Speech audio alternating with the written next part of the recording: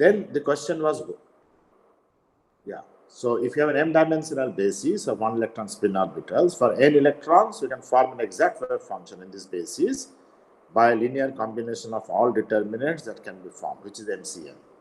Then the question is, what is this basis? So a convenient basis is a basis of the Hartree-Fock occupied orbitals plus the virtual orbitals, such that the entire basis is orthonormal. That is very important.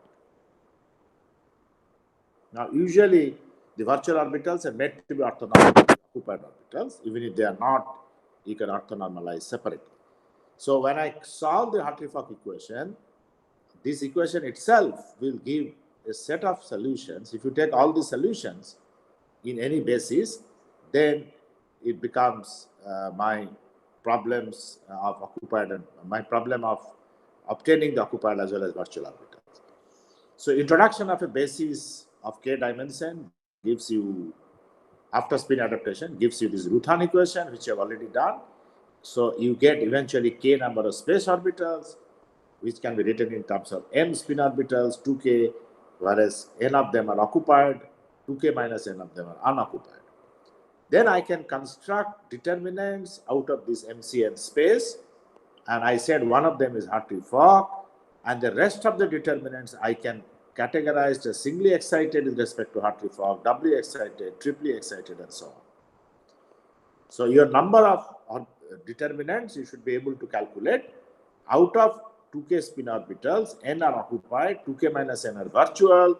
So you can keep doing number of singly excited, number of doubly excited, number of triply excited, and so on. If you add all this up, you get what is called 2kCn. And that's a very simple combinatorial problems. So obviously it has to be 2kCn. Basically what I have done is categorize 2kCn determinants in terms of Hartree-Fock and excited with respect to the Hartree-Fock. We also gave a nomenclature for the excited determinants. So for example, if I write phi AP, it's a singly excited. It means with reference to the Hartree-Fock, the spin orbital chi A has been replaced by chi P. The rest of them are all in place. So rest of the n-1 spin orbitals are identical. In the same way, I can generate doubly excited, triply excited, and so on. Of course, I also noticed that for doubly excited determinants, if A is equal to B or P is equal to Q, then of course they are 0. So hence, this and for A and B or P and Q interchange, they have an antisymmetry, the negative sign. So I can actually take any one of these set A less than B or P less than Q. In the same way, I can order between ABC and PQR, one of the 3 factorial sets, and that gives you the CI wave function. If I take all of this, it is full CI, but if I only cut it up to doubles, then you get a CISD. So that is called the truncated CI. I can have CISD, CISD triples, triples, quadruples, and so on. If I do not have singles, but only Hartree-Fock and doubles, which is very relevant for the discussion, you get what is called CID. I also noticed that among all these doubly excited, singly excited, triply excited, doubly excited is the most important parameter, because as we will see, the electron excitation takes place in pair. Electron correlation is mostly driven by 2-particle correlation because of the fact that the Hamiltonian has 2-particle correlation. And I'm going to come to that a little later. So then a first CI that should be done is actually Hartree-Fock plus doubles, and then you can include singles and then triples and so on, and not necessarily in this order. If you have parameters which are the coefficients, they can be now obtained by a variation principle, which is called the linear variation. So I just vary this subject to this equal to 1, subject to this equal to 1, we vary all the coefficients, then I can get a linear variation problem. So this has been generally stated as a trial wave function in a basis subject to this equal to 1, and that can be obtained by the orthonormalization of the basis. So the basis orthonormalization essentially means that if I take a sum over mod Ci square, it is equal to 1. So this becomes the condition of this. So we then vary with respect to this C tilde subject to this condition, and that brings you to the Lagrange variation. And Lagrange variation I expanded in the last class, and I showed that this is eventually a matrix eigenvalue equation, where you construct the matrix of the Hamiltonian in the basis of whatever chi is, or in this case the determinants, and then diagonalize. So that is the essential idea of SCI. So it's a very simple procedure of just matrix diagonalizing. Okay. I will now come to today's class, but let me ask if you have any question at this stage. So you can ask.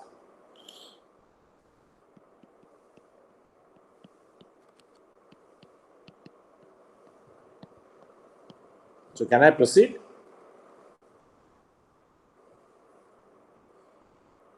Okay, yeah. All right. So if you look at the reason I said the importance of doubly excited comes from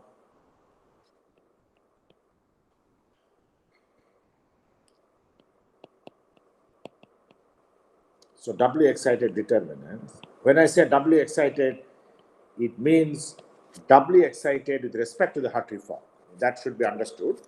So what is the reason the doubly excited determinants are very, very important? And that essentially comes from the fact that in actual physics, so this is basically the Hartree form, and they are all doubly occupied. Let's say this is RHF. We're just taking a simple example of RHF, and these are the unoccupied orbitals. What we are saying that when you do the electron correlation, the two particle correlation at this particular time is the most important, and not one particle getting excited or more than two particles getting excited.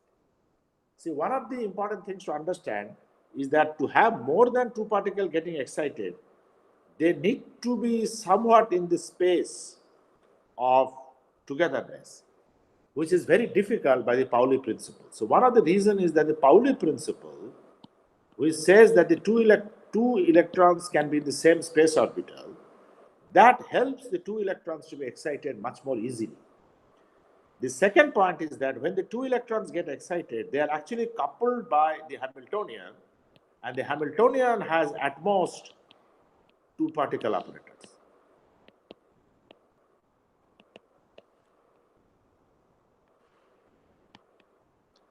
So because of these two reasons, the two electron doubly excited determinants become very important, which means when I say doubly excited determinants are important, it means the coefficient of the doubly excited determinants are very, very important. So basically, the coefficient that we talked of, C, A, B, P, Q, they are very, very important.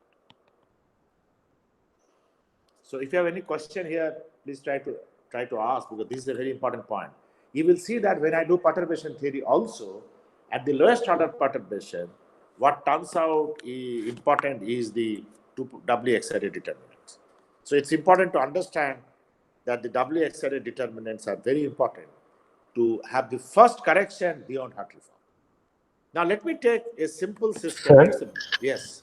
sir, then like, can I say like this, like the ground state determinant, Hartree ground state determinant, which one was lacking correlation in it? Yes. But now doubly excited determinants has a bit more amount of correlation added. Yes. So I would say, yeah, that's right. Actually, Hartree did not have any correlation. So doubly excited determinants form a major part of the correlation. That you can say. Yes. I think that is what you wanted to say. Yes, sir. So electron correlation, the starting point of electron correlation is doubly excited determinants. So that's the beginning, and then of course you can refine it further. Okay. So now what I'm trying to say, let's say there's a beryllium atom, which Hartree is 1 square, 2 square. So what I'm trying to say, and here are the other virtual orbitals, maybe 2p, 3s, etc., which are virtual orbitals. So what I'm trying to say that this 2s square can be easily excited. And you will see that this excitation coefficient is very large. This is basically what is called the HOMO and LUMO excitations. So if I have a 2s square to 2p square excitation, that is a doubly excited. So the determinant then become 1s square, and instead of 2s square, you get 2p square. This is very, very important for beryllium. So that means the coefficient for this one, that is 2s to 2p, 2s 2s bar to 2p 2p bar is very, very important, this coefficient. So I'm writing in terms of spin orbitals, coefficient is important. Of course, you can still have 1s square to 2p square, and of course, not only 2p square, you can have other virtual orbitals, but we will later show that as you go to higher and higher virtual orbital, the coefficient becomes less and less. So this energy gap is very, very important, and that actually comes in the denominator. This will become much more easy to understand when you go to perturbation theory. Okay, but both of them are important. Three-body excitations are not so important because you have to bring 1s square and 2s together, which is very difficult by the Pauli principle, and the Hamiltonian does not have three-body. However, one-body excitation followed by a two-body excitation can give rise to a three-body, but you will really see that is also not very important. What can happen is the following: then I can have a situation where 1s square can get excited to some orbital, virtual orbital. So let's say some phi virtual square, and 2s square can also get to some virtual, let's say 2p square, and this takes place simultaneously. So although two particle excitations are important, but both of them get excited at the same time, and this will lead to a quadruply excited determinant. I hope you can understand what I am now saying. Is that although two body is the only thing that is important, I can have two-body excitations. So I don't have four-body excitations together, but two independent two-body excitations leading to a quadrupole excitation. So I can have a situation where I will have phi A, B, C, D in spin orbitals to PQRS. So this coefficient can be generated by actually a product of two-body excitations, like this, like AB going to PQ, CD going to RS, or any combination thereof, AC going to PR, anything. But basically, finally, ABCD getting excited to PQRS. So this is still possible. But you can imagine all these coefficients will be less than 1. So the probability is, of course, less than Hartree-Fock. So when you take a product, it will still be less than doubly excited, but this may be more important than the triply excited or pentuply excited. So what happens in CI is that not only CI doubles, but maybe quadruples, hextuples, they may become more and more important, which are generated out of products. So this is a very different kind of CI. Please remember, this is no longer a linear. If I do this, it is no longer linear. It's a nonlinear coefficient. If I do linear, I will just take the quadrupole as a linear excitation, and it will not have a memory that it is dominated by the product. But if you eventually write the quadrupole as a product of the doubles, then it will become a nonlinear excitation, and it will be driven by the physics. But you can clearly see that it is not a linear variation in that case, because I will have only doubles, but they will come as a products. In fact, this is going to be the content of the coupled cluster wave function. I want to say this at this point. We'll come back later for better explanation, where you have where the coupled cluster is essentially a nonlinear wave function, and it's a very, very powerful function because I'm taking quadruples, keeping only the parameters which are up to doubles. So that's the first thing that I can tell. It has many other good features, which also will come back later. But at this point, I must mention that the doubly excited determinants at least form a major part of electron correlation. Hence, the coefficients, which are double excitation coefficients, are very, very important. Yeah, if you have any question, please ask me. This part is a bit loaded, which will come back later when you do coupled cluster. But I just want to mention that this deviates from the CI, because CI is a linear excitation, linear variation, but this completely deviates. But it is important to understand that this can happen.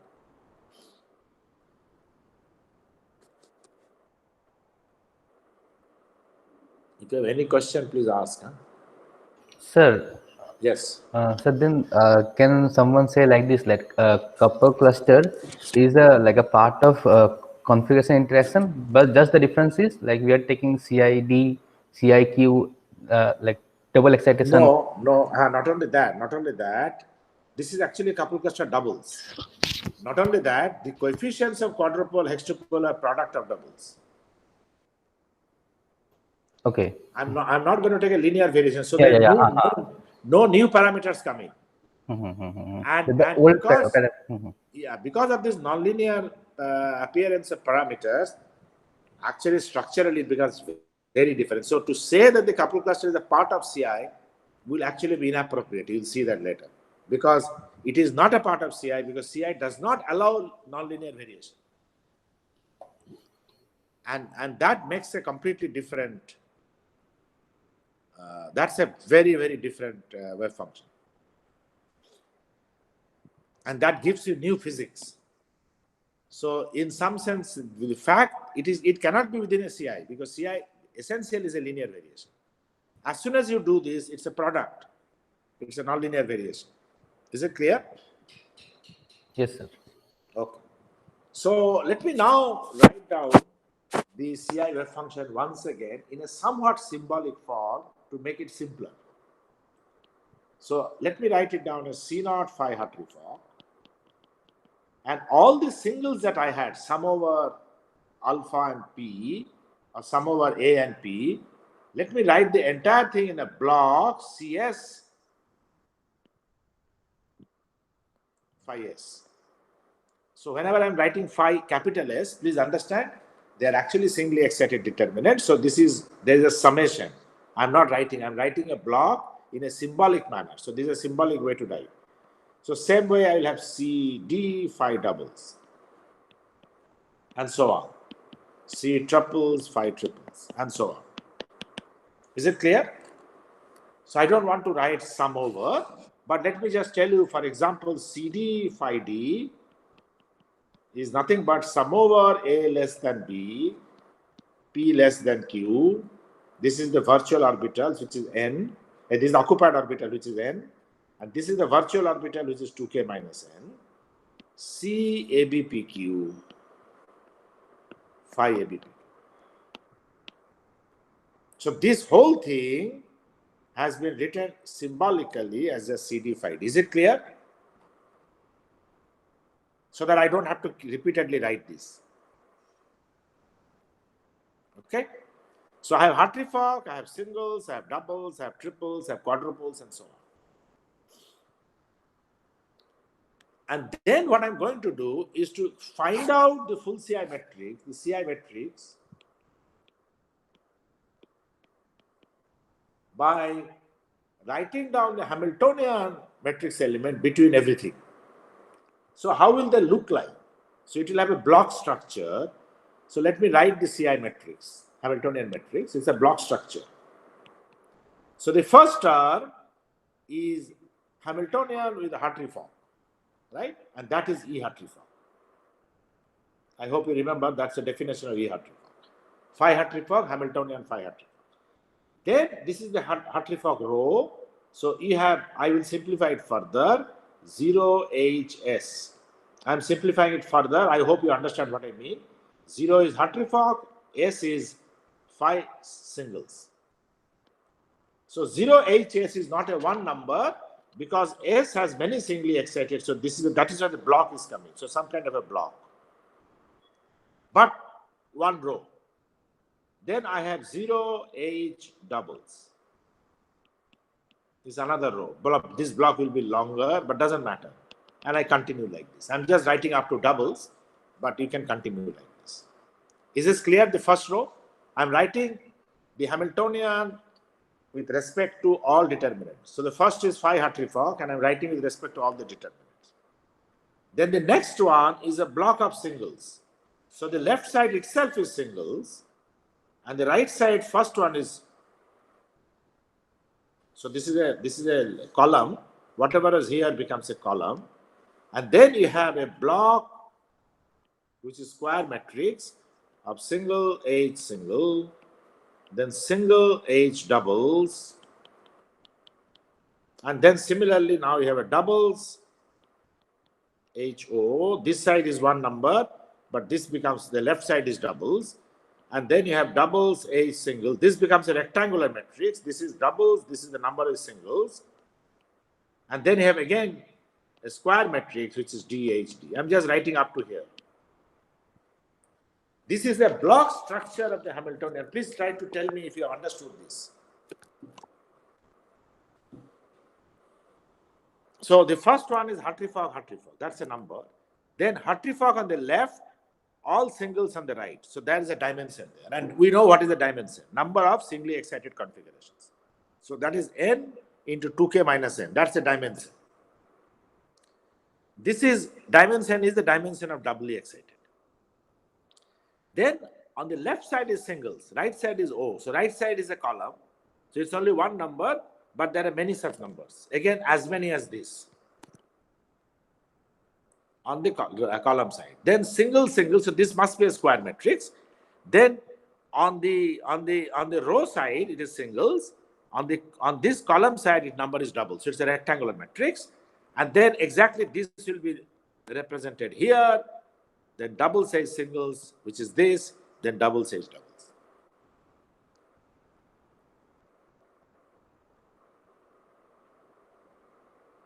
Please try to tell me if you have understood. This is a block. This is basically a block structure in a writing in a simple way of the Hamiltonian matrix. So this is much simpler to understand. Because otherwise I have to write all determinants. It's very messy. And of course, if I diagonalize, I will get those coefficients. I told you all these coefficients of the blocks or coefficients of these will be obtained by diagonalizing. That is the variation method that you know already have done this, right? So I'm just writing the matrix in a block structure. And the first element I already know, that's the E Hartree-Fock. And when I write down, I do an eigenvalue solution, I get the energy, and eigenvectors become the coefficient. From the energy to difference of the E Hartree-Fock, I will get the correlation energy. I am also guaranteed by the variation method that this will be greater than the exact E naught, and by also the fact that I have more parameter, this will be less than E Hartree-Fock. So what I will get is the following. This is my exact E naught. This is exact. This is my E Hartree-Fock. And when I do CI, this will reduce, but it will still be greater than the E exact. And this will be called now correlation energy. Remember, when I'm doing CI, I'm doing a better variation than the Hartree-Fock. I already did Hartree-Fock, and then I'm varying with respect to the coefficients. So this must decrease. I'll formally say how it happens in a linear variation. And this decrease is called the correlation energy. But this number will still be larger than the exact energy. And hence, there is an upper bound theorem. Is it clear? This, of course, this now number I will get by diagonalizing the matrix. Where this number will be, exactly that will depend on what are the terms, what are the determinants I'm including in my CI waveforms. Here, this matrix will Yeah. be diagonalizable. Right? This matrix we need to diagonalize this one or Yes. block diagonalize? Yes. No, diagonalize. Diagonalize. Okay. Yeah, diagonalize. Whole matrix. This matrix, you will realize, is already in a block diagonal form. Sparse. Right? This I will tell you why a little bit later. There is a little bit of block diagonal structure already exists, but I need to fully diagonalize. Okay, to get all the energies, because I need to get all the energies. So I need to get all the energies corresponding to number of determinants that I have taken. So I have to fully diagonalize. Okay. Yeah, I'll come to that. So I hope this you understand. By the variation method, it will depress, it will go down, and that is called the correlation energy. So it gets better. So obviously the CI energy is better than the Hartree-Fock with respect to E naught exact. Is it clear? Because it is going down, but it is always greater than equal to E naught exact. Yeah, I will come to that. The question that you have asked, I will come. Okay. So there is a first very important observation that I must make, because some we asked that why there is a block structure. Remember, there is a triples here and so on. I have not written. Okay. So the first thing to understand that the Hartree-Fock Hamiltonian matrix element with Hartree-Fock between Hartree-Fock and singles is 0. Is this known already? That means any singly excited determinant with Hartree-Fock is 0. This has not been done, right? This is the content of what is called the Brillouin's theorem. I think I mentioned that in the last class. I remember that Madam said that it is not done. Okay. So because of this reason, it has already a block diagonal structure. Okay, these are 0. Also to understand, I'm going to come and define this. Also to understand that any triply excited determinant with the Hartree-Fock is also 0. I will define this. Some of the things I have to prove. So in general, if two determinants differ by 3 or more than 3 spin orbitals,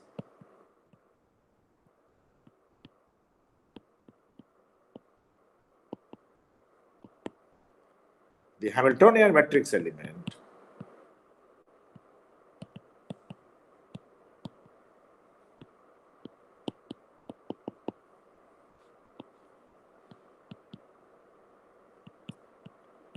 between the two determinants is 0. So you can see how much of block diagonal structure it is there. Not only this is 0, but this is all 0 here. But when you come to singles, then this is 0, but this may not be 0, because singles and triples is only two difference. But singles to quadruples will be 0. When it comes to doubles, doubles to quadruples will be there, but doubles to pentuples will be 0. I hope you understand. So there is a large block diagonal structure if you do full CI. For the CISD, the only block diagonal structures are here. This is 0, this is 0. But in general, CI matrix has a block structure. Once you understand these two. So what I'm going to do is to write down first the Slater-Condon rule, if it is not done, between Hamiltonian between two determinants. Has this been done? For Hartree-Fock, it has been done, right? The average value, expectation value. That is, if you have a psi naught, A is psi naught. That has been done, right? But what I'm now saying is that I have one determinant here, another determinant here. Has that been done? Yes, sir. That has been done. So good. So for example, if I have one Hamiltonian here and I have a determinant here, AP, has this been done? Yes, sir. Yeah. Can somebody tell me, remember and tell me? There are two parts. One is the 1 electron part, one is the 2 electron part. If you remember, I'm just trying to remind you. Yes, sir. Yes, so this part will be determine the matrix element of the one particle part between the two orbitals which are different, right? So that will be A, H, P, right? A is present here, P is present here. Instead of A, rest of them are same, they will not come. Whereas here, everything was coming. So if you remember here, it was sum over A, H, A. But here it's only one term, A, H, P. Do you remember? I hope you're remembering that. Right? Then the 2 electron part, which is basically like this, sum over all occupied orbitals, B, and then A, B, antisymmetrize P, B. And here it is sum over AB, half of AB. Because here, of course, both the determinants are same, so there is no P or Q. So half AB, double summation. So here you have a single summation plus double summation. Here you have only one term plus a single summation over P. And one of the other orbitals, spin orbitals, are fixed, the difference ones. Now, can you remember this? Hello? Yes, sir. If this has been done, please remember this. This is very important, this Slater rule. Let me write down the third Slater rule where the two determinants differ by two spin orbitals. In which case, the one electron part is zero. There is no contribution from the one electron part. And you have only the two electron part, which is PQ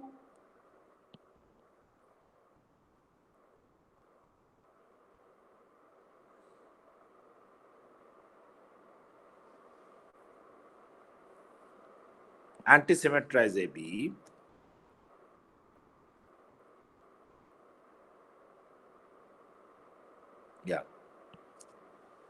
just a spin orbital PQ antisymmetrize AB. Okay? So if you have these Slater rules, please see these Slater rules. It is already there in Szabo and Oslund. So if you do the Slater rules, then you will realize that using the Slater rule, I can write down many matrix elements. Not only the first row, Hartree-Fock, but everything. Because now everything you see only in terms of spin orbitals which are different between two determinants. Right? So this is the average value. This is two determinants which are differing by a single spin orbital, two determinants which are differing by two spin orbitals. Of course, when you write singles, H, doubles, then your occupied orbitals and all that will change. Now here, because they are Hartree-Fock, I can write it in terms of A and P easily, but they will change. But you can write it very easily. There is no problem. Okay. So if I now go back to the 0HS, so psi naught H psi P, psi AP, note that this is equal to AHP plus sum over B, AB antisymmetrize PB. Right? This is with the Hartree-Fock orbital. These are all Hartree-Fock orbitals. So remember the definition of the Fock operator. I hope you remember the definition of the Fock operator. It is H of 1 plus sum over all B, chi B star 2, 1 by R12, 1 minus P12, chi B2, d tau 2. I hope you remember the Fock operator, right? So this was the exchange, Coulomb in the exchange part. So I have put both together, 1 minus P12. So that when exchange will act, actually this will become 1, and whatever it will act on will become 2. Is it clear? Yes, sir. Then if you take now AFP, what is that? This is an integral between this coordinate 1 now, A1 star, F1, P1, delta 1. So I will have now full integration. So the first term is H of 1. So this will become A of 1 star. I'm writing in full form, not in Dirac notation. H of 1, P1, delta 1. Then I will have a sum over B. I will bring in the B here, sum over B.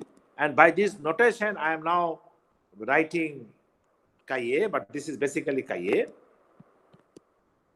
Integral chi A star 1. So that's the first thing I'm bringing. Then the chi B star 2, which is already there. 1 by R12, 1 minus P12. Then I have P1, which is chi P1. And again chi B2. D tau 2 is already there in the definition of the Fock operator, and I have a d tau 1 coming from here.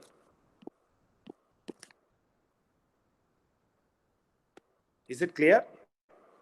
So what I have done is that I have defined the Fock operator and I am taking the matrix element of Fock operator with respect to one spin orbital chi A, another virtual spin orbital chi P. So this is what I will get.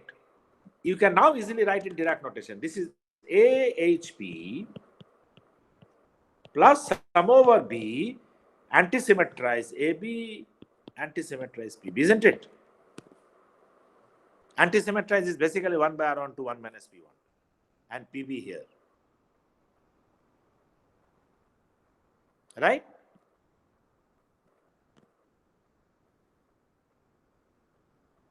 Which is actually this term.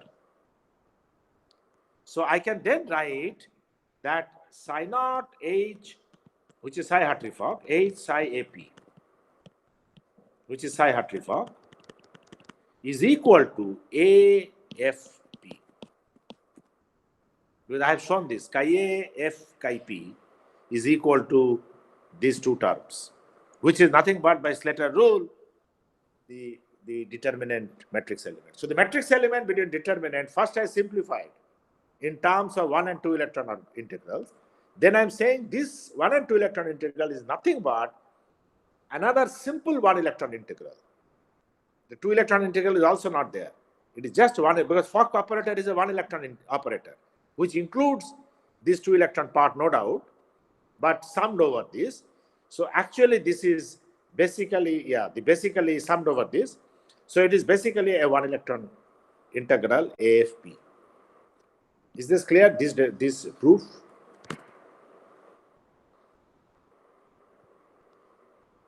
I have used Slater rule.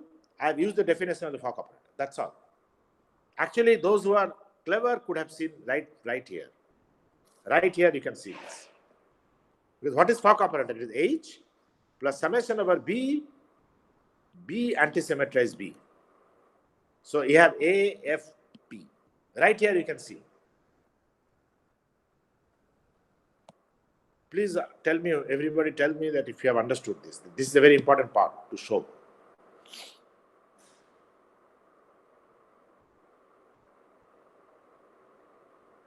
Is it okay? So a singly excited determinant between Hartree-Fock and a singly excited determinant where chi A has been changed to chi P is nothing but a simple matrix element of the Fock operator between chi A and chi P.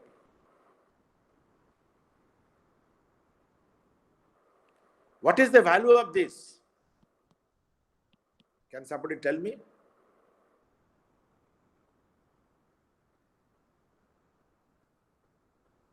What is the value of the Fock operator between an occupied spin orbital chi A and a virtual spin orbital chi P?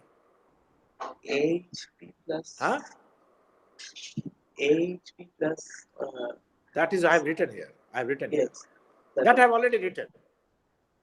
But now can you simplify it further? Now I know that psi 0 H psi AP is nothing but AFP because of this reason. That psi 0 H psi AP I can write by Slater rule and I can show by definition of Fock operator that is identical, right?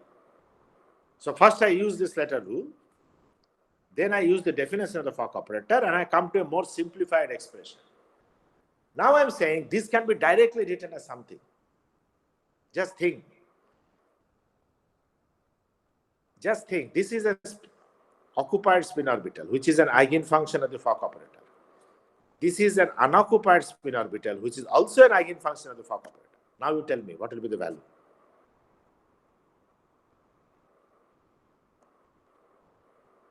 So FA, which is chi A, is equal to epsilon A chi A, right? FP, which is a virtual orbital, is also eigenfunction of this Fock operator. In that case, it will be 0. Huh? In that case, it will be 0, right?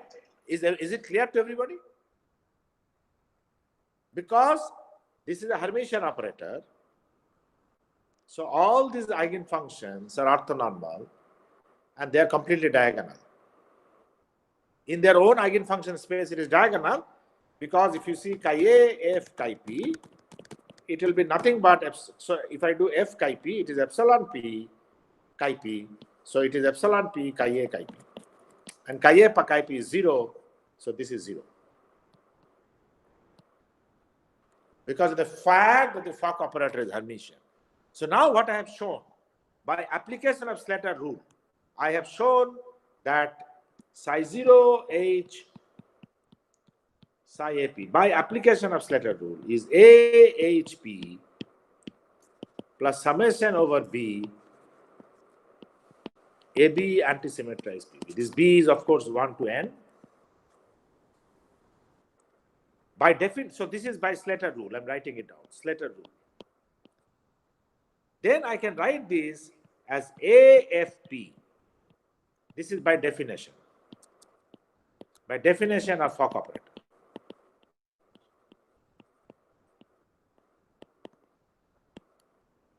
The same thing can be written as AFP.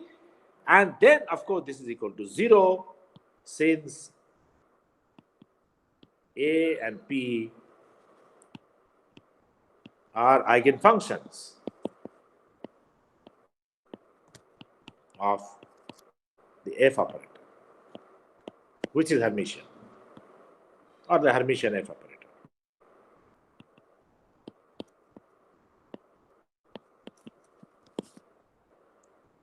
That means the singly excited contribution does not interact with the Hartree-Fock through the Hamiltonian.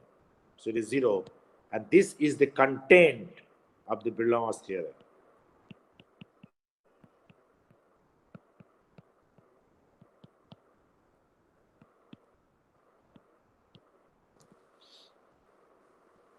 Please let me know if there is any problem. So all you need to know is the Slater rule and the definition of the Fock operator. That is very, very important. So the definition of the Fock operator is something that you must know. That is this. And then you should be able to identify that this quantity on the right is AFP. Because of the definition of Fock. That's an identification. That's very easy. I showed it, of course, in detail. Is it clear? And of course, as soon as you get AFP, that must be 0. Because A and P are eigenfunctions of the Fock operator.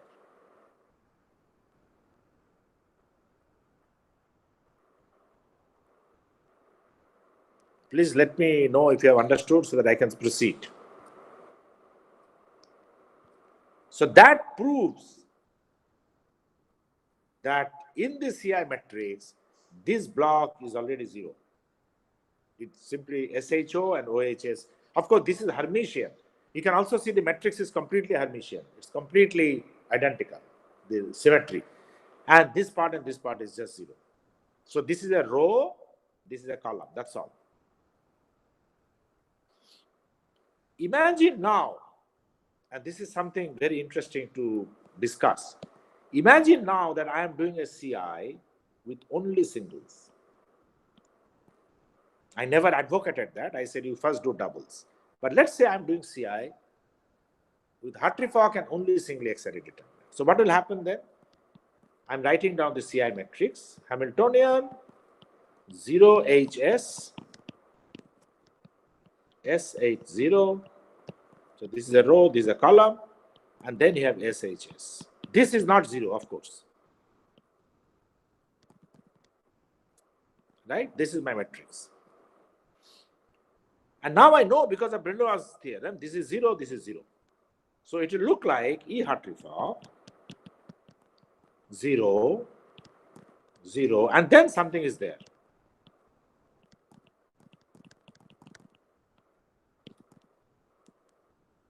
Is it clear? So this number is completely separated from the rest. And you can clearly see that this is a block diagonal structure. If I take the eigenvalues, I will get many eigenvalues, but the lowest one, which is one of the eigenvalues, is going to be E Hartree-Fock itself. Is it clear? Whatever is the number here, doesn't matter. So for example, if I have 1, 0, 0. Let's say this is a 2 by 2 block. 0, 0, 2, 3, 4, 5. I just give you one matrix, right? One of the eigenvalues, you can, without doing anything, is 1. Is it clear? This guy does not interact with second and third guy. So then the rest of the 2 eigenvalues, I will only diagonalize this 2 by 2 block. So I never have to diagonalize the 3 by 3 block because it is in a block diagonal structure. So block diagonal structure really helps me.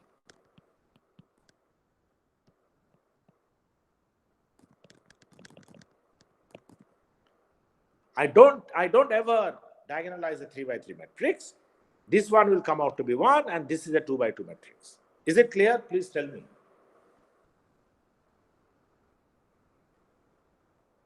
Hello? Yeah, I want to hear from somebody. Then ultimately we just need to block diagonalize, or we need to diagonalize separately all blocks. Yeah, if it is block diagonal. If it is block diagonal. Otherwise, my job is to diagonalize the entire Hamiltonian. My job is to diagonalize the entire Hamiltonian. But I'm now doing CI singles. In CI singles, it is a block diagonal structure completely, where this energy, one energy, is separated from the rest.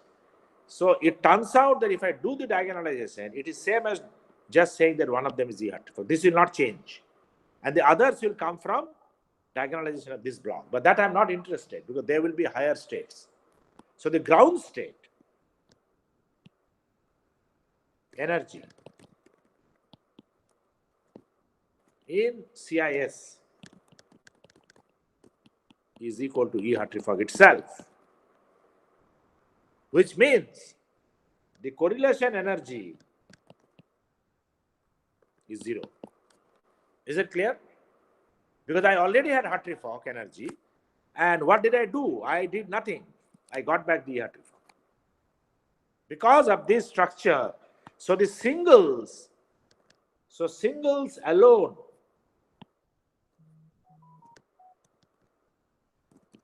do not help. It does not change the Hartree-Fock energy because of the fact that there is a Brillouin's theorem. Of course, when you are taking here, then the changes will start to take place. When I take singles in the presence of doubles, because then Hartree-Fock will change because this 2 is 0, but here it is not 0. And the singles will be also important because 0 Hartree-Fock contributes to doubles and singles also contributes to doubles. So it is not going to be a block diagonal structure. I hope you realize.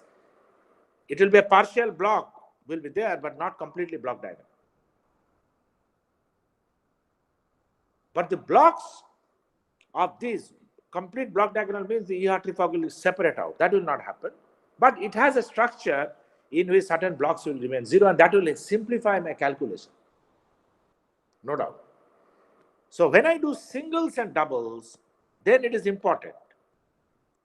So singles are important, but in the presence of another set of determinants. But singles alone do not contribute to the ground state energy. It will have other states, but singles, of course, will give you these states, which will be excited state energy. So you can get, so very often, CIS is used for obtaining the excited states.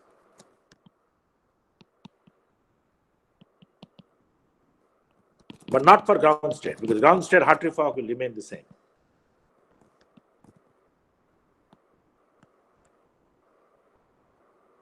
If you do CI doubles, then of course there will be an improvement. And important to note that within the CI doubles, if I now use singles, there will be further improvement. Because the fact that the singles doesn't contribute to Hartree-Fock will not mean that there will be no improvement, because it has an interaction through the doubles. So the structure is very complex there. Okay, but if it is only singles, it is very simple. Hello?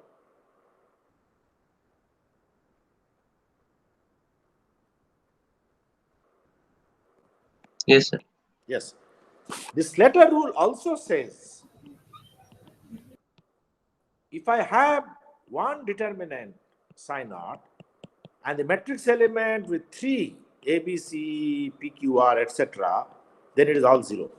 Then nothing survives. Remember, for the doubles, only two particle part survive. Now with three electron difference, nothing will survive. So I can say all coupling, there is no coupling of the Hamiltonian between psi 0 and triply excited onwards. And in general,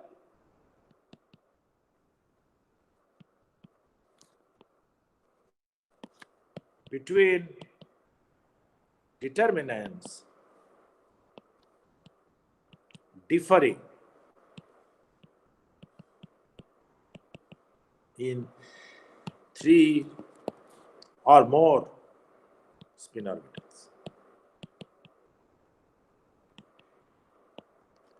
So I hope it's clear. There is no coupling whenever there is a three or more. So for example, 0H S is 0. This is because of Brillouin's theorem. Because I am using Hartree-Fock. This is actually a restatement of the Hartree-Fock condition itself because I have used the definition of the Fock operator. So in some sense, this is the Hartree-Fock condition. Many textbooks write this as a Hartree-Fock condition. This is actually a first order variation. The singles are basically like a first order variation, and that's zero. That's what I'm doing in Hartree-Fock. 0H doubles is of course non-zero. This survives. This block survives.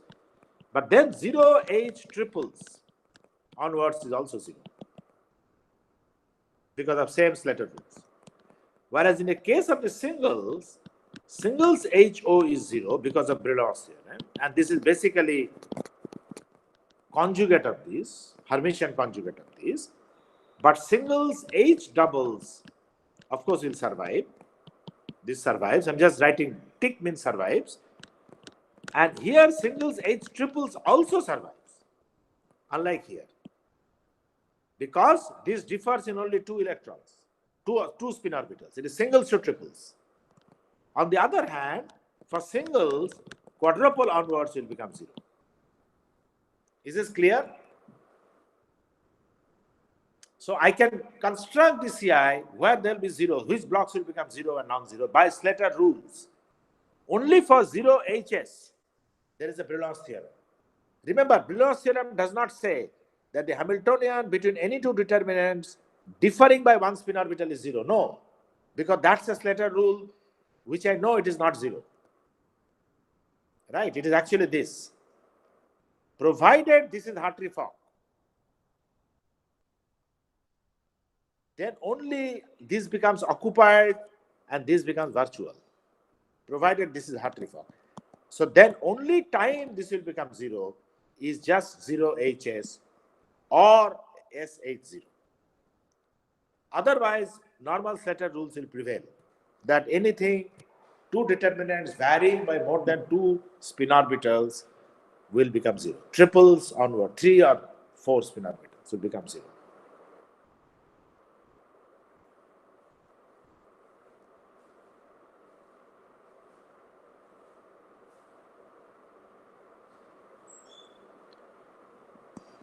Is it clear?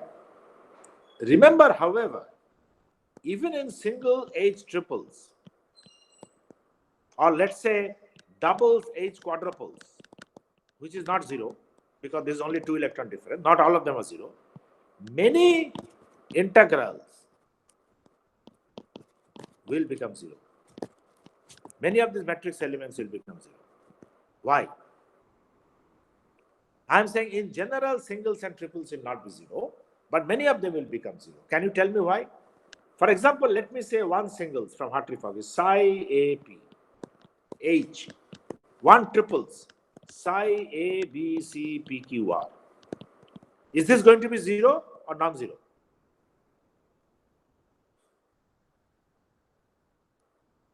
Compare these two determinants. How many changes are there? This is So actually non-zero. non-zero. This will become PC antisymmetrize QR. That's the difference. BC antisymmetrize QR, right? A and P are already same. A to P here. So P is there in both. Instead of B and C, I have a Q and R. So that's easy.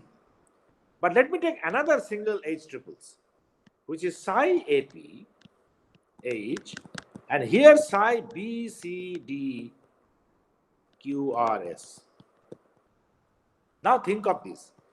This determinant has actually P instead of A, but this determinant has A and has also QRS.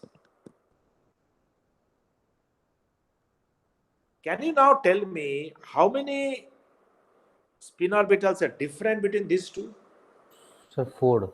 4. Great. So the difference is 4. Is it clear to all? So this will become 0. Is it clear to all? Because here A is replaced by P, here A is there. So there is already one difference, and then BCD replaced by QRS. So for example, I take a 4 electron difference. So I take ABCD as the Hartree fork. Then what is my psi AP? The left side is PBCD. Correct? A is replaced by P. What is psi BCD QRS? Again, I start from the Hartree fork and replace BCD QRS. So it is AQRS. Now compare this and this. Nothing is same. All 4 spin orbitals are identical, are different. So of course, this is single H triples in some way, but it is going to be 0. So the single H triples will survive provided one of these entries are identical. So not all. So even within single H triples, many of these integrals will be 0. Even with double H quadruples, many of the integrals will be 0.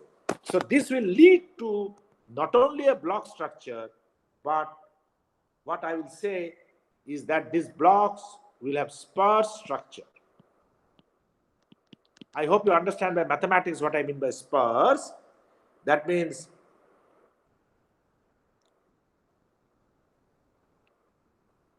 many of the values are 0. Many will be 0. So that is called the sparse. So there's a very sparse metric structure, and that will also help me in diagonalization. So in the diagonalization procedure, I'm going to use this.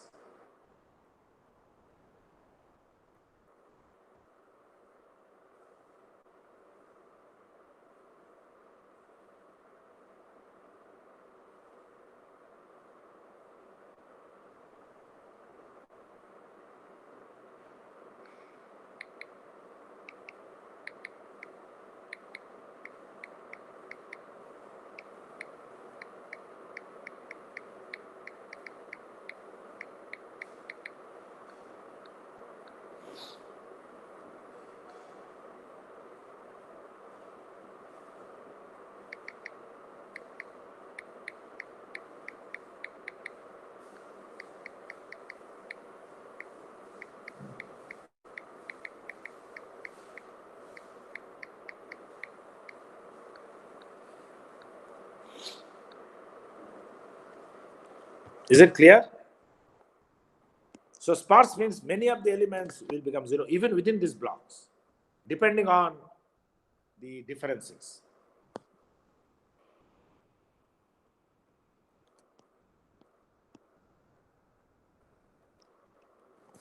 You also now understand that because singles does not directly interact with the Hartree fork,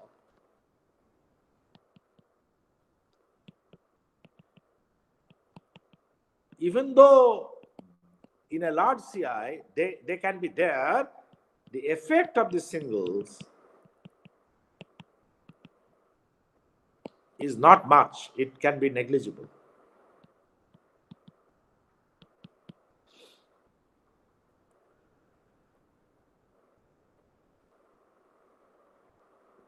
Whereas doubles are expected to play a very important role.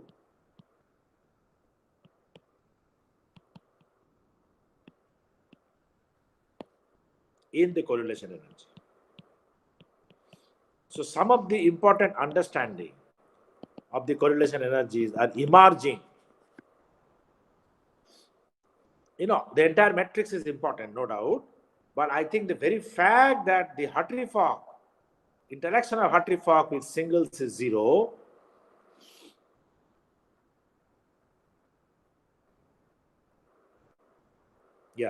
interaction of Hartree-Fock with singles is 0 and doubles is significant, triples onwards it is 0. It says that in final correlation energy, the doubles is the important part. Because with Hartree-Fock and Hamiltonian, only doubles contributes. Singles because of Bernoulli's theorem, triples because of Slater rules, triples onwards. Of course, the others have importance, but doubles has the most prominent effect. That can be expected. Okay?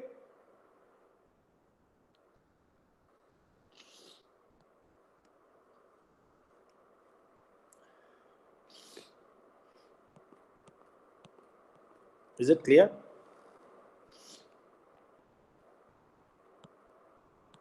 I will now give you an alternative view of the linear variation, and then we'll come back to the CI problem once more. So linear variation, note that what I did was the following, that I have a psi tilde which was expanded in a basis.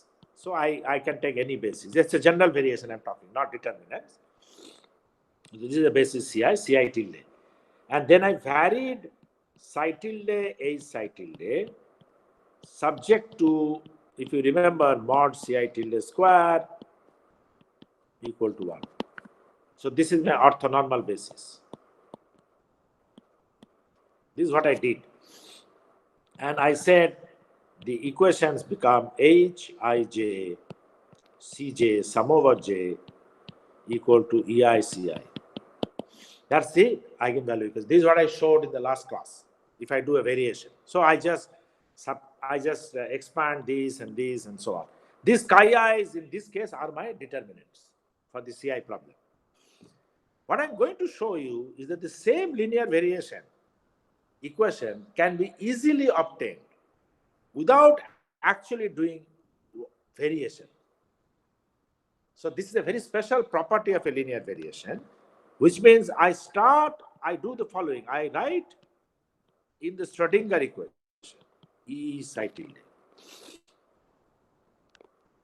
So I go to the psi tilde, go directly to the Schrodinger equation. Don't take the average value and vary. Expand these in terms of the basis. So Ci tilde chi I. Please remember, these chi i's are not spin orbital. They are my basis. On both sides, E sum over I, Ci tilde chi I. Both sides. I expand the Schrodinger equation, okay, on both sides Ci tilde. Then what I do is the following. I multiply by one member of the basis. Let's say chi j. Okay, actually, to bring this onto this form, let me call this j. It's a dummy variable, it doesn't matter. And I multiply this by one member of the basis, let's say chi I, and then integrate. So chi I, H, chi j, Cj, sum over j. So this becomes now a full numbers. I integrated completely. Chi I star, H, chi j. Chi I star, H, chi j, and Cj, of course, falls out, Cj tilde. I do the same thing on the right hand side, of course. E comes out, sum over j, then Cj will come out. So chi I tilde, chi I, chi j, Cj tilde. Right? So I do the same thing on the right and the left hand side. And you can see the right hand side, since chi I, chi j are orthonormal, this will now become E sum over j delta ij Cj tilde, which means I must be equal to j, which is E times Ci tilde. What is this? This is the matrix of Hij. So sum over j, Hij, Cj tilde equal to E times Ci tilde. Note that I have actually obtained the same equation. What I obtained by variation, I'm obtaining the same equation by without taking variation. So what did I do here? I started from the Schrodinger equation, expanded by the linear combination, and simply take a projection. So this method will be called a method of projection. For linear variation, both will be identical. But if you do any nonlinear variation, for example, if there was a coefficient which is square, and if you do variation and do a projection, they will lead to different results. So I want to mention to you that only for linear variation and projection to the Schrodinger equation, projection with a member of the basis function lead to the same equation.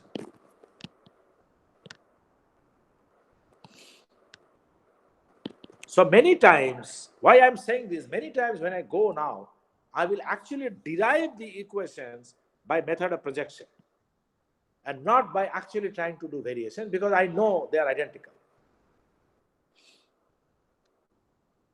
So with this, I will move to a very interesting part of SCI, which will actually simplify and which will be very useful for the correlation energy. And this is probably the first time that it is being introduced, and this will be used in perturbation as well as coupled cluster. So all the post-Hartree-Fock methods. So I call it intermediate normalization. Let me first explain this. You already know what is a normalization. So for example, I have psi 0, which is phi Hartree-Fock, C naught, plus Cs psi s, phi s, plus CD phi d, and so on, right? This was my CI method, CI function. I've again written in blocks. What is normalization? I said psi 0 equal to 1. And this is what I used, which would mean C0 square modulus CS square modulus CD square, etc., equal to 1, right? In an orthonormal basis. The basis is orthonormal. So I have already seen that the variation essentially means the CI square, sum over mod CI square equal to 1, which essentially in block structure, symbolically I'm writing like this. This is the normal normalization that we have been taught. Is it clear? Because I'm going to move to a different normalization, which will be called intermediate normalization. So I want to make sure that you have understood this as a normalization. Is it clear? Let me write this same psi 0 in the following manner. Divide the entire right-hand side by C naught, this number. And I hope you realize that does not change the wave function because it is multiplying by one number. Then what will happen here? This will become phi Hartree-Fock. So this will become 1. And they will all be scale numbers. I can still call them CS. But each of the CS is now scale. They are divided by C naught, CD, phi d, and so on. Or you can call this CS prime, CD prime. It doesn't matter. That is unimportant. But clearly, now this will not hold good. Because since C0 is 1, you already have mod C0 square equal to 1. And obviously this cannot be 0 because they are all positive. Remember, they are all mod square, so they are all positive. If this has to be 1, everything has to be 0. If everything is 0, nothing is there.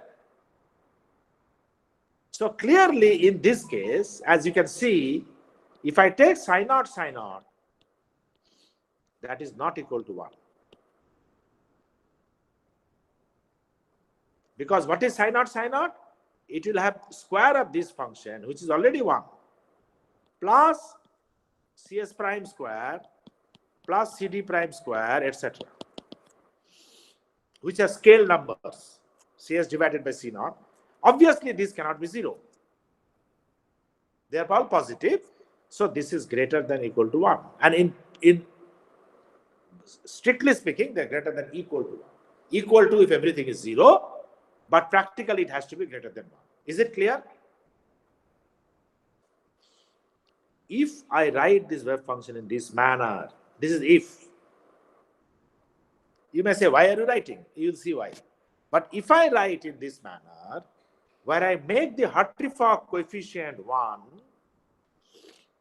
then you can see I do not have the normalization property. Please let me know if this is clear.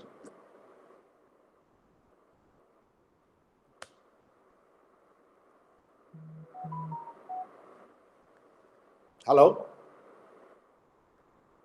Are we dividing the both sides by 1 by C naught? Yeah. Both the 1 by C naught. Yeah. Multiplying by 1 by C naught. But then there will be 1 by C on the left hand side as well. Huh? Then why no 1 by C0 in psi 0? I mean, you Yeah, but integrated 1. the normalization will change, right? Because I multiplied. Okay. Yes. Correct. So that is what is reflected here. Because this has become 1. So if I do psi naught, it will be 1 plus CS square plus CD square, etc. And that cannot be 1. That is understandable because I had a normalized function. I multiplied by a number 1 by C naught. So of course normalization constant will change, right? It will actually become 1 by C naught square. And that is greater than 1 because C naught had to be less than 1 before. Because before, what was the reason? This was all sum is equal to 1. So each of them must be less than 1, right? So 1 by C naught square will become the new number. So this will actually become 1 by C naught square, which is greater than 1. Is it clear?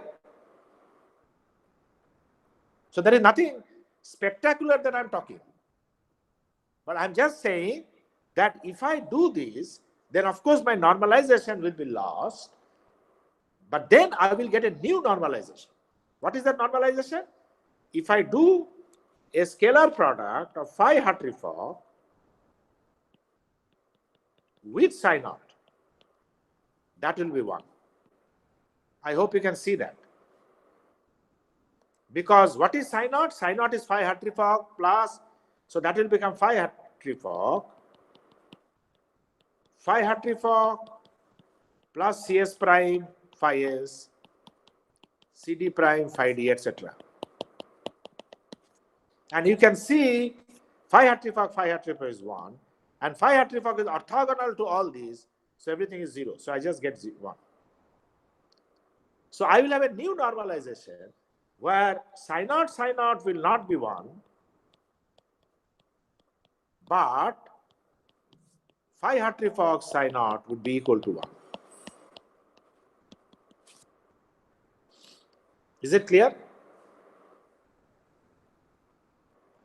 This is called intermediate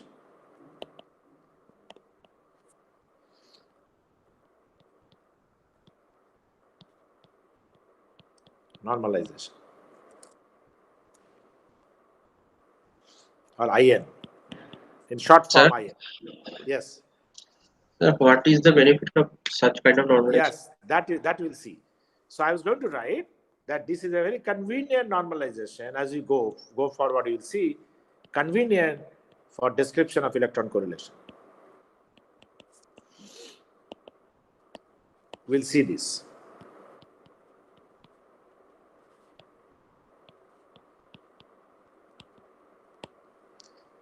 So there are two things that we learned. One is intermediate normalization. Another is to write the linear variation by projection. That if I do a projection, I get the same eigenvalue equation. So let me now write down the CI equation by method of projection and using intermediate normalization. So then you will see the convenience. Okay? So let me write down this Schrodinger equation. Write down the wave function by phi 0 and phi AP CAP, and so on. I will write only up to doubles, but I think it should be understandable. Or I can write as CS and phi d. It doesn't matter. Now remember, these are now scaled coefficients. I'm not writing prime. Okay, I hope you understand, because there's no point writing prime. Now these are my coefficients. Clearly phi naught, of course, is the Hartree-Fock. That is equal to 1. That is the Hartree-Fock. That is anyway equal to 1. But the exact wave function is no longer normalized, because that is equal to 1 plus summation AP mod CAP square plus summation A less than P B P less than Q mod CAB PQ square, and so on. Right? So it is not equal to 1. It is actually greater than 1. However, it has the property that the phi 0 or Hartree-Fock with the exact wave function is equal to 1. Is it clear, these three things? I'm repeating whatever I did. So I'm writing this in intermediate normalization. I must mention that the Hartree-Fock is itself normalized to unity. There is no issue. But the psi 0 is no longer equal to 1, but it is greater than 1. However, phi 0 psi 0 is equal to 1, as I showed. That means if I take the exact wave function with the Hartree-Fock, project to the Hartree-Fock, that is equal to 1. So please remember this. Okay? So now what I'm going to do is to write down the same CI equations by method of projection. So let me first go to the Schrodinger equation. You remember the method of projection. I am going to write this by projecting with a member of the basis function. What are my basis functions? My basis functions are now these determinants. Right? Before I do that, let me also do another exercise. Subtract from this Schrodinger equation E Hartree-Fock on both sides.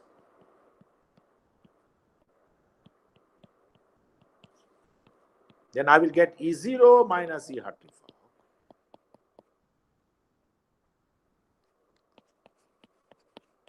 Psi 0.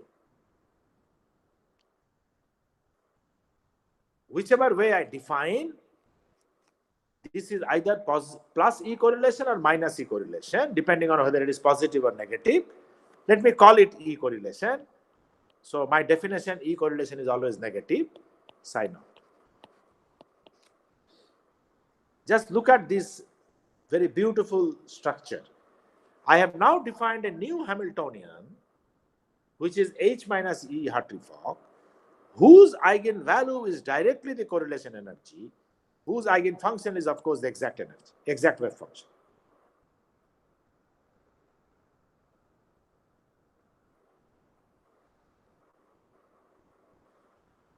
Right? And very often, this is given a name, which is basically called a normal order. I will not go into the details, but let me say some Hamiltonian. H bar, psi 0, E correlation, psi 0.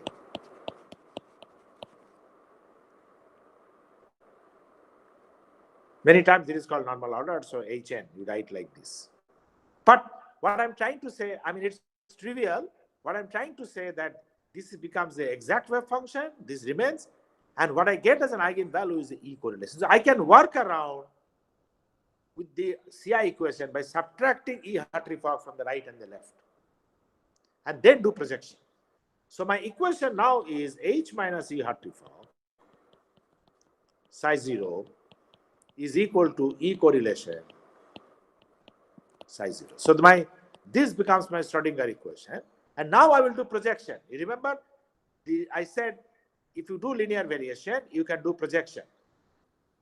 So projection was to project with member of the basis, star and member of the basis, one by one, all of them. So let me first project with the Hartree-Fock itself. So I hope you understand what I'm doing now. So I'm projecting with the Hartree-Fock wave function, the first term. So this is my right hand side. What happens to the left, this is my left hand side. What happens to the right hand side is E correlation, phi 0, psi 0. Right? The very fact that I have used an intermediate normalization form, because I put C naught equal to 1, the phi naught psi naught is equal to 1, so this becomes an expression of E correlation. Now you can understand what is the significance. In the initial way of writing, this would have been C naught, correct? Now I multiplied by 1 by C naught, so this is just 1. So I get an expression for E correlation without this coefficient. Otherwise I had to subtract by C naught. It's just convenience.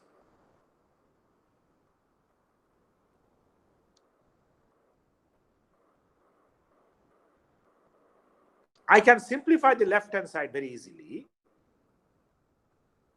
by writing phi naught H minus E Hartree-Fock psi 0 as phi naught, so this is the left hand side. This is a Hartree-Fock, H minus E Hartree-Fock. Then I expand psi 0, again phi 0, plus phi 0, H minus E Hartree-Fock. I'm not going to write the singles, but just write as phi S CS. And then explicitly I will write the doubles, phi 0, H minus E Hartree-Fock. And doubles here is sum over A less than B, sum over P less than Q, phi ABPQ, C ABP. And that's it. Because triples will not contribute with phi naught between the Hamiltonians. So that's it. It's over. So this is my left hand side. And I will try to simplify this a little bit further. If you look at the first term, can you tell me what is the result of the first term? It's very simple.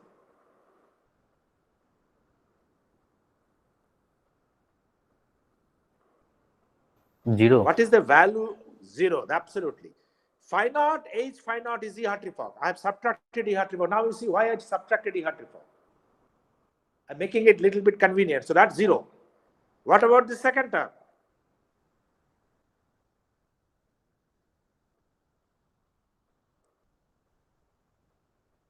Quick. I just now did. Minus EHF. No, it is 0. Because phi naught H phi S is 0.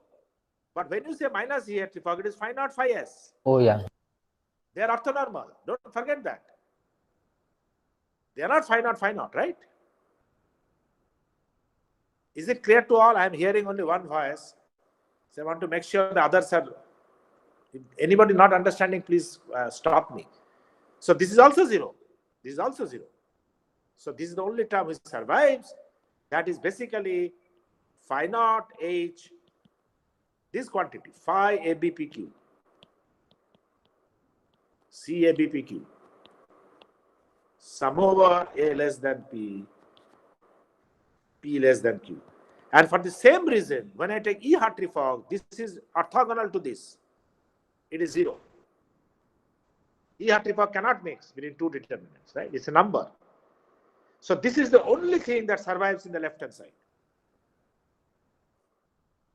I can use now the Slater rules, right? I can use Slater rule to simplify. So this will be equal to A less than B, P less than Q, C AB PQ. And this is going to become AB antisymmetrized PQ by Slater rule. You remember the differences? Here AB is there, here instead of AB PQ is there. This is the left hand side. And what is left hand side?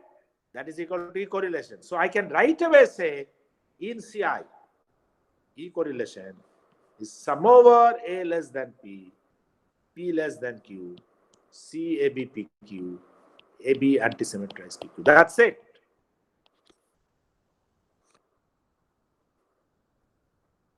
However, large CITs, whether you have singles, doubles, triples, quadruples, and so on, the correlation energy is just this. It requires only doubles.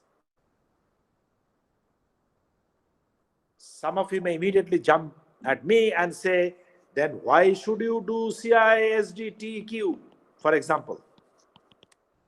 Because correlation energy does not require other than doubles, right?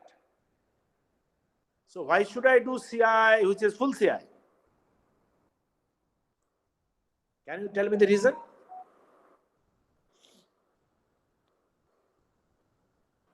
Full CI or anything beyond doubles?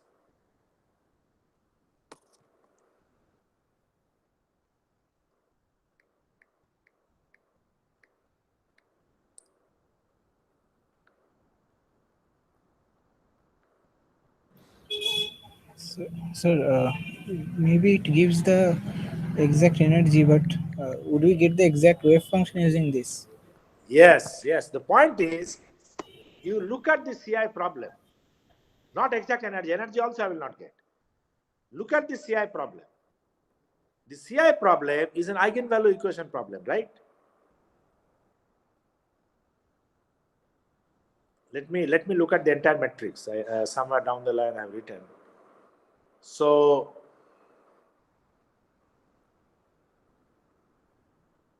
what did I write the matrix? Somewhere I wrote the matrix. Yeah, here. So if I diagonalize this matrix, I will get C0, CS, C doubles. So although C0 is 1 anyway for the intermediate normalization, C doubles, the value of these coefficients will now depend on the other parts of the matrix. Because doubles is not block diagonal.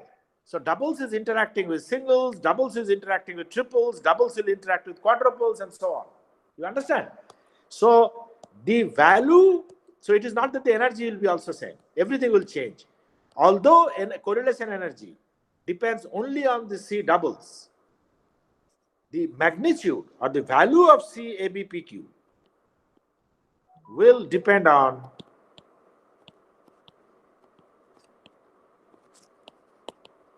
other configurations,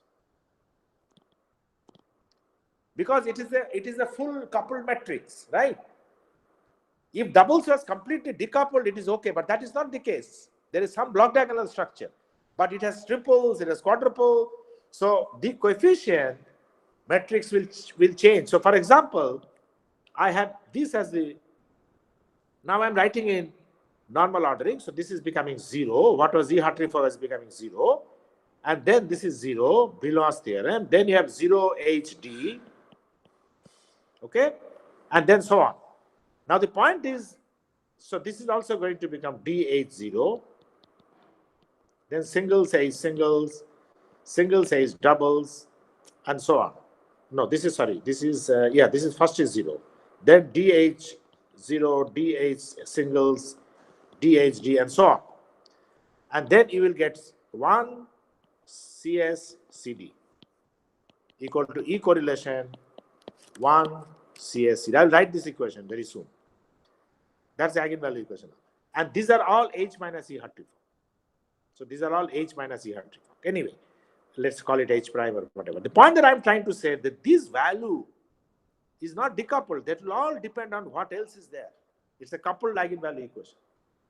And that is the reason the double CI C and the doubles, quadruples, or doubles, triples C will be different. Or even CISD will be different because doubles interacts with singles. Right? So these coefficients, although energy depends, the energy depends only on the coefficient themselves will depend on the other configuration, what CI is done. So essentially, the results will be different. Is this clear?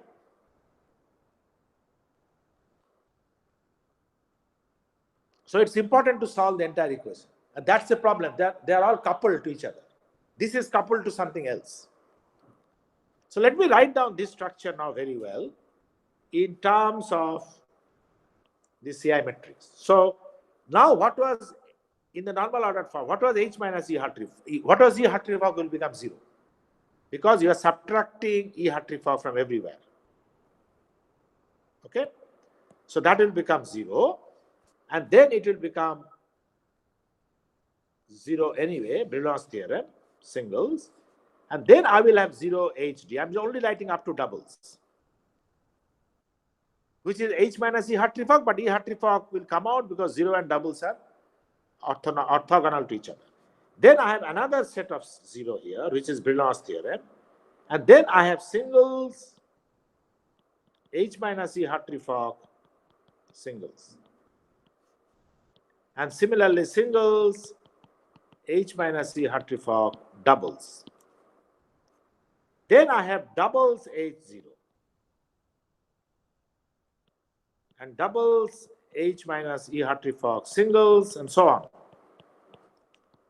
and doubles H minus E Hartree doubles. So this becomes a matrix, and here it will become 1 CS CD.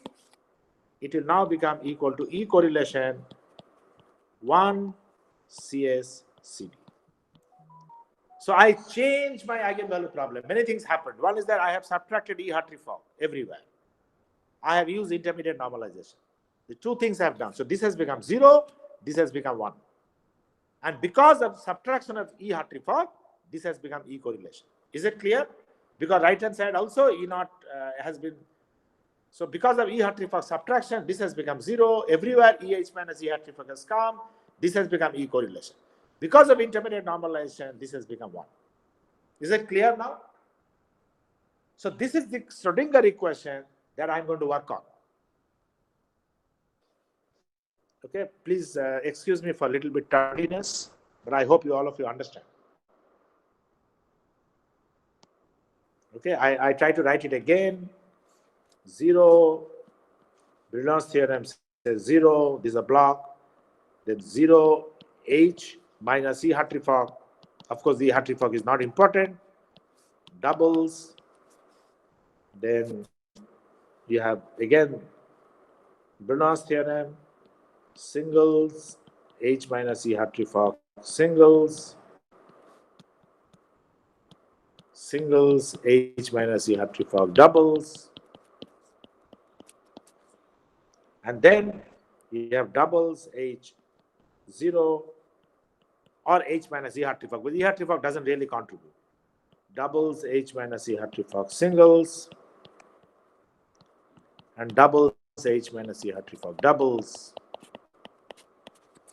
That becomes my matrix, and this will be multiplied by 1 CSCD to give you E correlation 1 CSCD.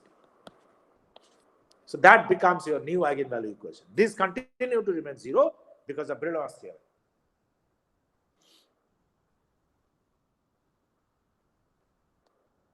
Okay, so you should be able to write the new eigenvalue equation using intermediate normalization and the operator subtracted by E Hartree. The subtraction of E Hartree is very simple. I get E correlation. And not only that, now I get a very nice expression from all these, which is E correlation is always equal to doubles. A less than B, P less than Q, C A B P Q, AB antisymmetrized B. Though the values of these will depend on the rest of the eigenvalue problem. So it's important. But per se, correlation energy always includes only doubles. Of course, you can always say, I could have derived the same thing by multiplying by C naught, 1 by C naught, whatever. That is understood. But this is just convenient. Please remember, the change of normalization, and I'm repeating, the change of normalization, for those who have confusion, change of normalization to intermediate normalization does not introduce any new physics.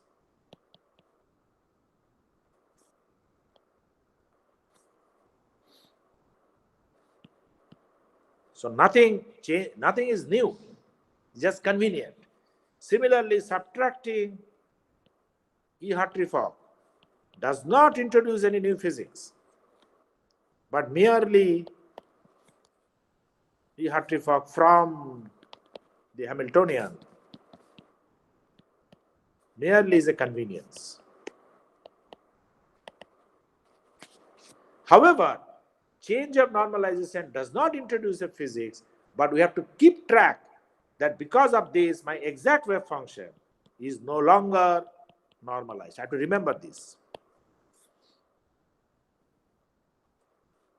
And the overlap of the exact wave function with the Hartree-Fock is, however, equal to 1.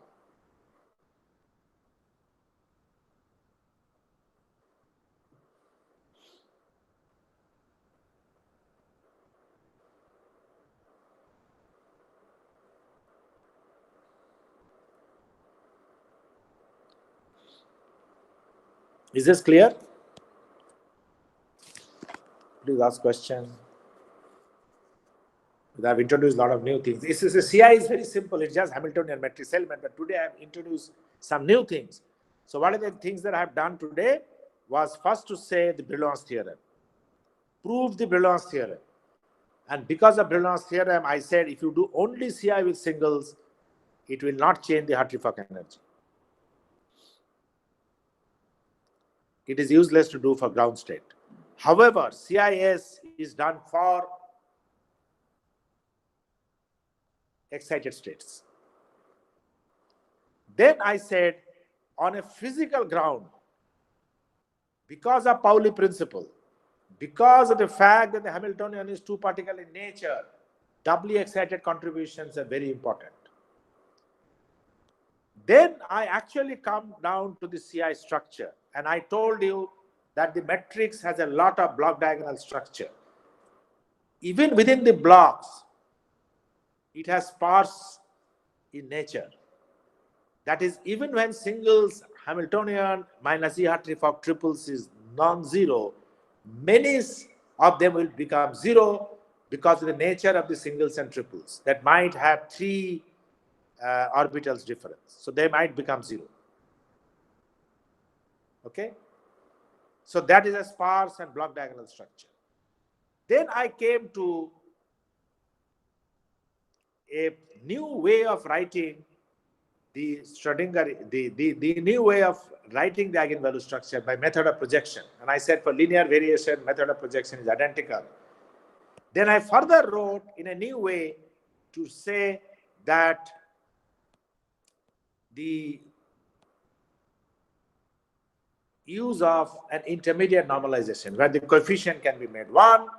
And then I also introduced another way of writing the Schrodinger equation by subtracting E-Hartree-Fock. From the Hamiltonian, you get a direct thing of correlation energy. You at the end can see that the correlation energy only depends on doubly excited configurations, and hence the importance of doubly excited configurations that I already talked about. That the doubly excited configuration is extremely important. I already said this can also be seen that the correlation energy depends directly on doubly excited configuration. However, they determine indirectly. They are determined by singles, triples, quadruples. So they have importance, but the first importance is doubly excited configuration. Doubly excited configuration. Is this okay? So let me, before I will proceed to the new topic of CI, let me summarize. First of all, I want to say that I will now move to a very simple CI called CI doubles from the next class. And I will actually show the problems of CI doubles and CI in general, which is known as the dissociation problem. And that is the reason the coupled cluster is a much better method. Although CI is conceptually very simple, CI has physical problems of chemistry, and I will come to that problem in the next class. Okay? But before I do that, let me summarize all that I did today. So one was, of course, to set up the structure of CI matrix in blocks.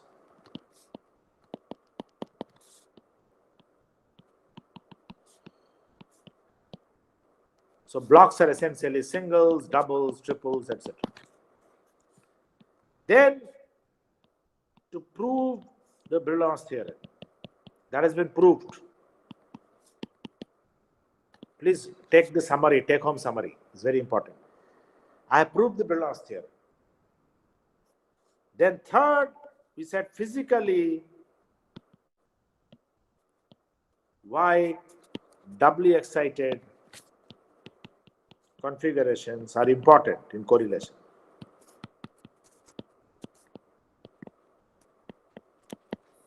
Because of the Pauli principle and two-particle nature. And this was actually argued by a Turkish physicist called Oktay Sinanoglu. And so basically, the Pauli principle as well as two-particle Hamiltonian.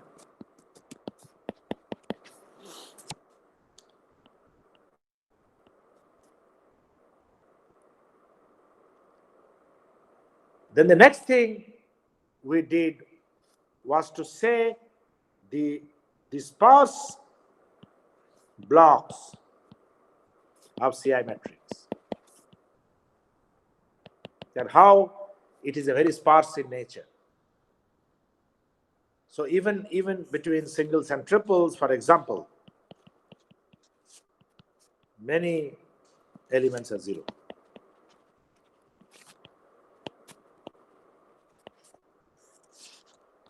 Because of Brillouin's theorem, we also showed that the CIS does not contribute, only singles, does not contribute any correlation energy to the ground state. So the total energy remains same as Hartree form.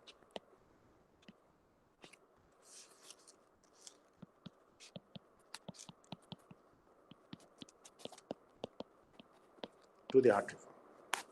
But it's a good method for excited states. One can still use it for excited states. Then number 6, the first important configuration is CI doubles, and then of course you can use CISD and further.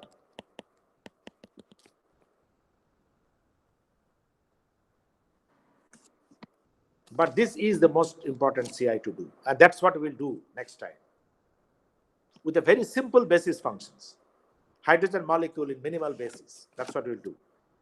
Number 7, we introduce intermediate normalization.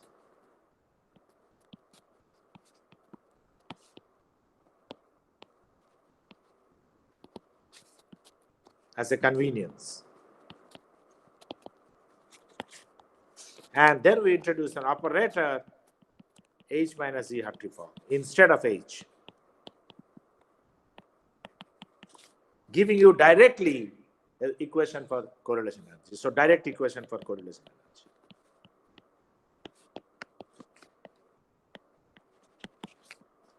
Correlation energy. Finally, using these two, I think I forgot to mention one important thing, is that I also proved that the linear variation, it should have gone somewhere before, is same as projection, but doesn't matter. Projection. And then using the projection, and of course intermediate normalization and 7 and 8, using projection at the point 7 and 8, we derived E correlation for the ground state, and we found that E correlation explicitly depends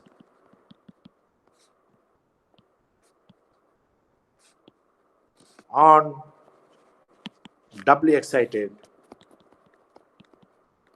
amplitudes only. However, the doubly excited, these amplitudes are coupled to the other amplitudes.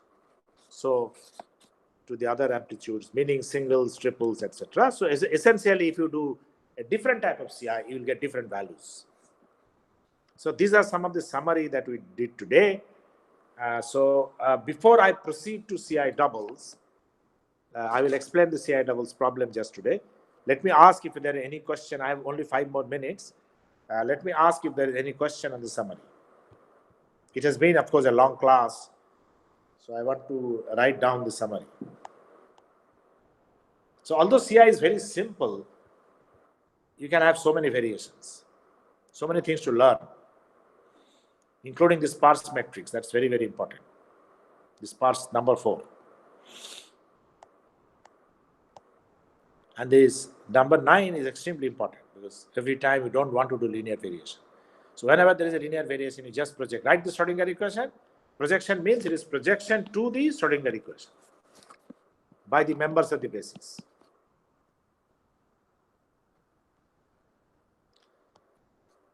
Are there any questions?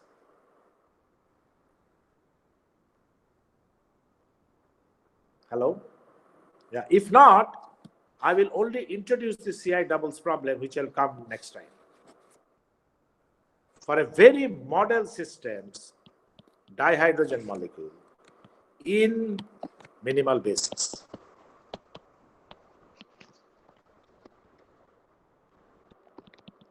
So what is the minimal basis? It is sigma G and the sigma U. So what's the hydrogen molecule? It is sigma G. I hope all of you remember the Hartree-Fock, and just take one unoccupied orbit, sigma U. I hope you remember that we called it sigma G. That's the MO, 1SA plus 1SB linear combination. This is 1SA minus 1SB. And that's all I'm going to take. Minimal basis means only 2 basis functions. 1S for the hydrogen A, 1S for the hydrogen B, and I get this. So this is my Hartree-Fock. So what is my Hartree-Fock? Phi Hartree-Fock? Phi Hartree-Fock is sigma G square. I hope it's clear to all of you. Now I'm doing only doubles. No, not even singles, because singles is not so important. And I want to do doubles, keeping this as a singlet. Okay? So of course it's a doubles. It will have 2 electrons getting excited, and there is no other option. So this psi 0 in intermediate normalization will now become sigma G square plus a coefficient sigma U square. I'm not writing the coefficient because there's only one term.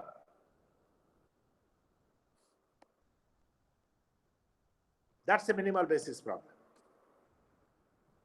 In general, I can write CD and psi D. But actually, for the hydrogen molecule, there's only one term. This is written in terms of intermediate normalization because this is 1, Hartree-Fock is 1. And of course, I can use H minus E Hartree-Fock, so I'll get an expression for the correlation energy. So I can directly go to that expression in 10 and write this psi D. And then we'll try to analyze what is the problem of the hydrogen molecule by analyzing the hydrogen atom plus hydrogen atom. And then we'll see. That is something that you have already done. Okay? And you know that RHF does not separate. What we want to do here is the dissociation problem of, and this is something that we will take up, of 2 hydrogen molecules. So it is called H2 dimer. So let's say I have a hydrogen here and another hydrogen here, which are separated, well separated.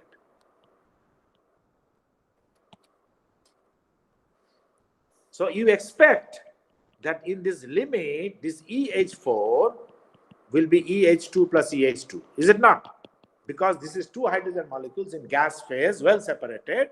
So the H4 molecule energy will become H2 plus H2.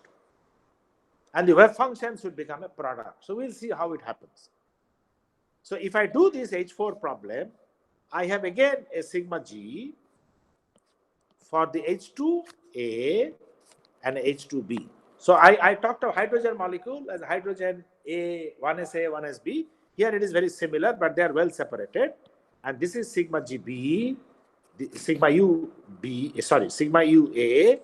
This is sigma UB. So this is the antibonding orbital for the H2A. So one of them is H2A, one of them is H2B. So I have 4 electron problem. And what is the Hartree fog? The Hartree fog now is sigma g A square, sigma g B square.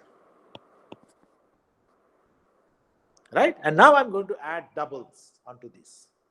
Only doubles. So we will see how to add this, keeping the entire wave function singlet for H4. And then we will look at H2. I've already written about H2. H2 is very simple in doubles. And then we will see what happens to the wave function for H4. Is it a product of the two H2 when it is separated? I will, of course, analyze this at the separation limit. And then we will look at the dissociation problem. This is a very useful problem, which will actually tell you the problem of CI. Okay? So that is what I will do in the next class. So I will close here today. If there are any questions, please ask me. If somebody wanted to ask anything? No, sir, I just want to tell that I have a class from 11. And so Yeah. Now it's over. So I'm going to take up this problem tomorrow. Okay? All right. So if there are no more questions, let me stop sharing. Yeah. So I'm going to take up not